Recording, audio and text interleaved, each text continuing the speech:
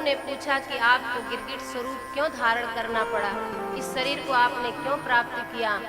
राजा नृग ने कहा कि अनजाने में हमसे अपराध हो गया। जब यमराज ने हमसे पूछा कि तुम पहले अपने पुण्यों का फल भोगना चाहते हो अथवा तो अपने पापों का फल भोगना चाहते हो, तब हमने कहा कि पहले हम अपने पापों का फल भोगना चाहते हैं। पाप का फल भोगना पड़ा, इसीलिए मुझे गिरगिट शरीर धारण करना पड़ा। पर हे भक्तवत्सल भगवान, आपकी कृपा से मैं मुक्त हो गया। भगवान ने उनको सद्गति प्रदान की। श्री नृग जी महाराज भगवान के लोक को प्राप्त किए। इस प्रकार से श्री सुखदेव जी महाराज राजा नृग का प्रसंग श्रवण कराते हैं। भगवान श्री कृष्ण वापस महल में आए तो अपने पुत्रों को शिक्षा देते हैं, उपदेश देते हैं।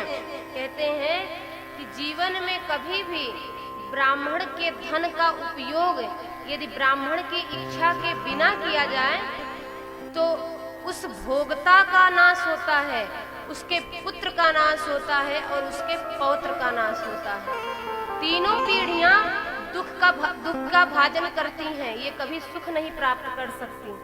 कब? जब ब्राह्मण की इच्छा के विपरीत उसके धन का प्रयोग किया जाए। दूसरी बात, यदि हठ पूर्वक ब्राह्मण के धन का प्रयोग किया गया है तो जिसने प्रयोग किया है उसके पूर्वजों की 10 पीढ़ियां और आगे आने वाली 10 पीढ़ियों का नाश हो जाता है। थोड़ा ध्यान पूर्वक समझिएगा, आप सबके काम की चीज है। तीसरी बात, जो कर्मकांडी हैं, जो भजन परायण हैं, जो उदार हृदय हैं, वे जिस मार्ग को अपना करके धन का अर्जन करते हैं, धन को प्राप्त करते हैं, यदि कोई मनुष्य इनके धनोपार्जन के मार्ग में अवरोध उत्पन्न करता है तो ऐसा भक्त, ऐसे संत महापुरुष जब रोते हैं तो उनके आंखों से जब अश्रु गिरते हैं भूमि पर, जितने धूली कण भीगते हैं, जितने धूली कण भीगते हैं, उतने वर्षों तक उस अन्यायी जीव को और उसके वंशजों को कुंभीपाक नरक में वास करना पड़ता है। इतना ही नहीं, उसको विष्ठा का कीड़ा बनना पड़ता है। तो जीवन में कभी कुछ ऐसा कर्म ना करें कि ब्राह्मण का अपराध हो जाए।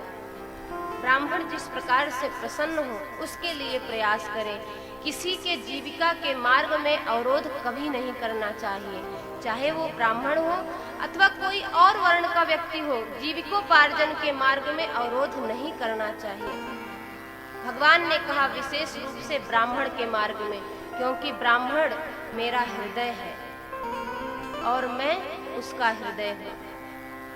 इस प्रकार से भगवान श्री कृष्ण अपने पुत्रों को समझा रहे हैं कि ध्यान रखना, जीवन में कभी किसी ब्राह्मण का अपमान न होने पाए, क्योंकि यदि कभी तुमने उनका अपमान किया, उनका अनादर किया तो ध्यान रखना, तुम्हें संसार के कोई भी मनुष्य क्षमा कर सकते हैं परंतु मैं तुम्हें कभी क्षमा नहीं करूंगा।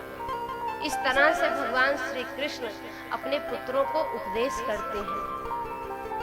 श्री सुखदेव जी महाराज कहते हैं, राजन, प्रभु ने इस प्रकार से अपने पुत्रों को सुंदर सदुपदेश दिया, सुंदर शिक्षा दी। इसके पश्चात पौंड्रक की कथा सुनाते हैं। राजा